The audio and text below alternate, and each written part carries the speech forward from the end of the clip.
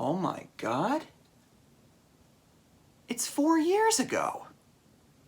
I'm back with my thoughts on the Boba Fett Season 1 finale. Not going to cover everything, but I will go into certain details about the season, so if you haven't seen it, that's your warning. So let's get the obvious out of the way. I'm actually back in my old stomping grounds. Long story short, my roommate's getting married, his fiance's moving in, so I had to go find my own place. And due to the circumstances of inflation right now, I'm not able to financially support myself at the moment. I have a new job now, which I'm able to make some decent money, but financially at the moment for me, it's not a good move for me to be on my own right now. And thankfully, my parents have been more than gracious enough to let me come back and stay with them. So in a lot of ways, I get to go back to my own roots. So the Book of Boba Fett has officially finished its first season. As I stated before in other videos, Boba Fett has been in the works for quite a while. First it was going to be a standalone movie, but now that we're in the age of streaming, I would say that he's more suited for a streaming series if he were to get his own story. If you saw my video on the first 2 episodes, I didn't really think it was that bad of a start, and I was curious to see where it was going to go, but then the 3rd or 4th episode, it kept going with the same tropes, with the flashbacks tying in with the present storyline, and I felt like something was missing from it. I felt like the execution really wasn't that strong. I feel like if it was more focused on the backstory of how Boba Fett came to where he was in Season 2 of Mandalorian when we first saw him, I felt that would have been a lot more interesting because I like seeing his bond with the Tusken Raiders, who are later revealed to be killed by that one rival gang that's running around the area. And the whole focus of this season is these group of spice runners that are running the spice throughout this area of Tatooine, with the power vacuum now being open in the wake of Jabba the Hutt's death. And we see familiar faces return if you're familiar with Star Wars The Clone Wars.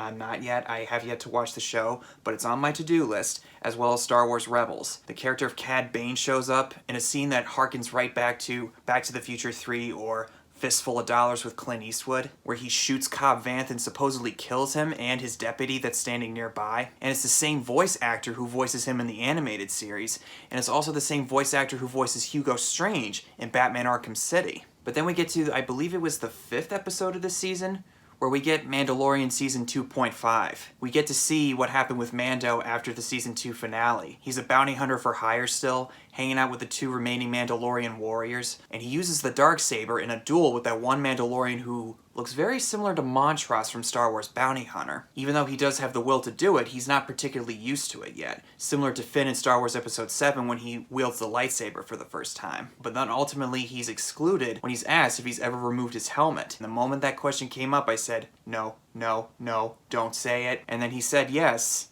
and he was deemed as an apostate. After being with the Mandalorians for so long, he now has nowhere else to go, and I found that really riveting. And how they did it in the first 2 seasons of Mandalorian, they did the exact same thing here. Even with a mask on, we all know what's going through his head, and the way they handle it through the writing and directing, there's no other way you could have done it. To be honest, I found it to be a breath of fresh air, because, like I said, up until this episode, I wasn't really feeling the show, and maybe it's just me, but I think the creators of the show are realizing that maybe this character isn't really that interesting to begin with, Boba Fett. I'm not one to say that Boba Fett's a terrible character, but I've honestly never been a big fan of his, and to be honest with you, I think that he's much better as a side character, like he was used in Mandalorian Season 2, and I thought that what they did with him there was really nicely done, because he was able to showcase just how cool and badass he was. You could give him legitimate character moments, yes, but when you put him as the central character, I don't think it really works as well. I think there's certain Star Wars characters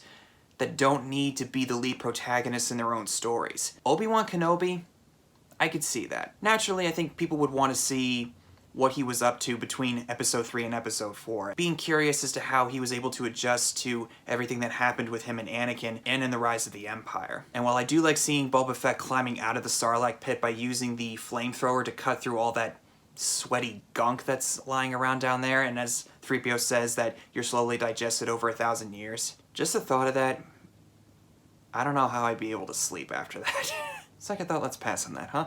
But then the following episode, when Mando finds Grogu on this random planet where he's trained by Luke Skywalker, and I gotta say, when I saw Grogu, I started laughing with excitement, and the moment I saw Luke sitting there meditating, I shouted out loud, "Oh my God!" And the digital makeup that was done on Luke this time around, much, much better. Because in the 2nd season finale of Mandalorian, needed a huge, huge, huge makeover.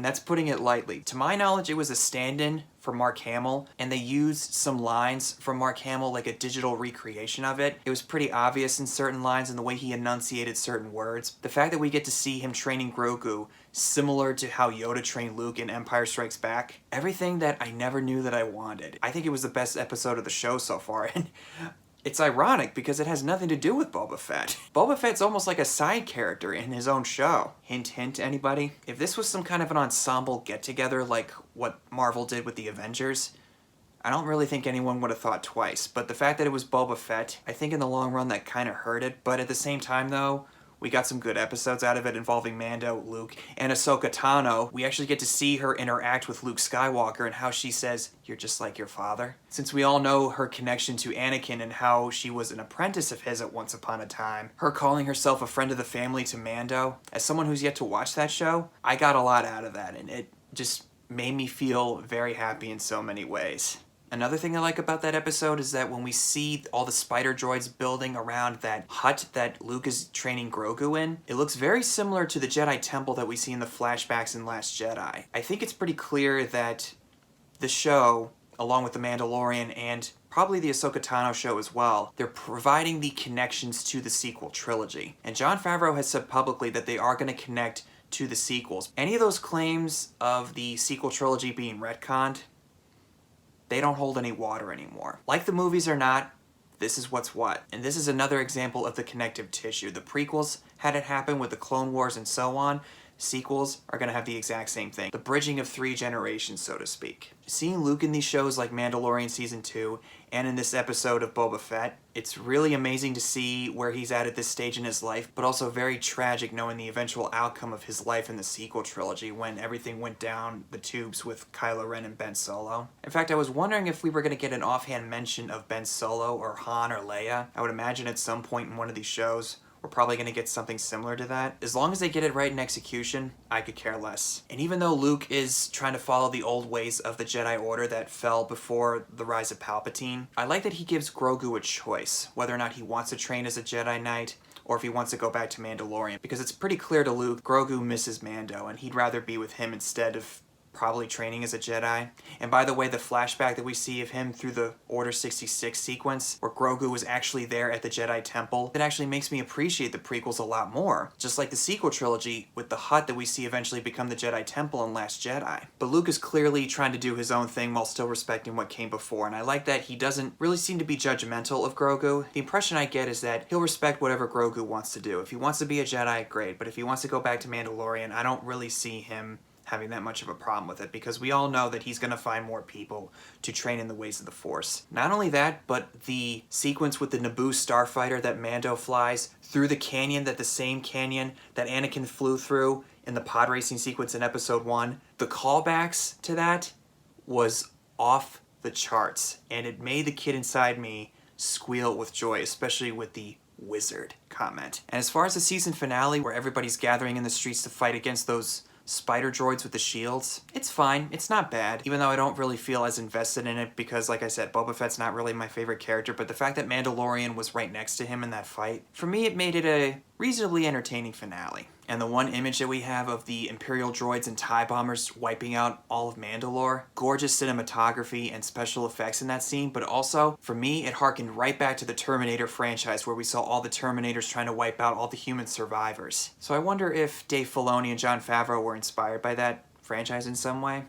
I would imagine they probably were. And I will say that one of the good things that this show does is it continues to expand on the lore of not just the sequels, but the prequels and the originals as well. It bridges all 3 of them together. It's almost like a perfect marriage or partnership in some ways. Now, will we get a Season 2 of Book of Boba Fett? I'm not really sure if I would want to see that, but if it ends up happening, I'm not going to be surprised. To be honest with you, I'd rather they don't do that. I think that they should continue having Boba Fett as a side character, but we'll see where it goes regardless. Bring on Season 3 of Mandalorian. If you can give me more stuff with him, I'll watch anything that he shows up in. Those are my thoughts on the Book of Boba Fett. Thank you guys for watching and for bearing with me. I'm sorry it took me a while to get this video up. Moving into a new place can be pretty stressful, so just bear with me as I try to get settled into this familiar yet new environment of sorts. Thank you guys again for watching. Comment below and tell me what your thoughts are on Book of Boba Fett. Do you love it, like it, think it's alright, or do you hate it? Either way, just feel free to tell me in the comment section, and I'll see you guys in the next one.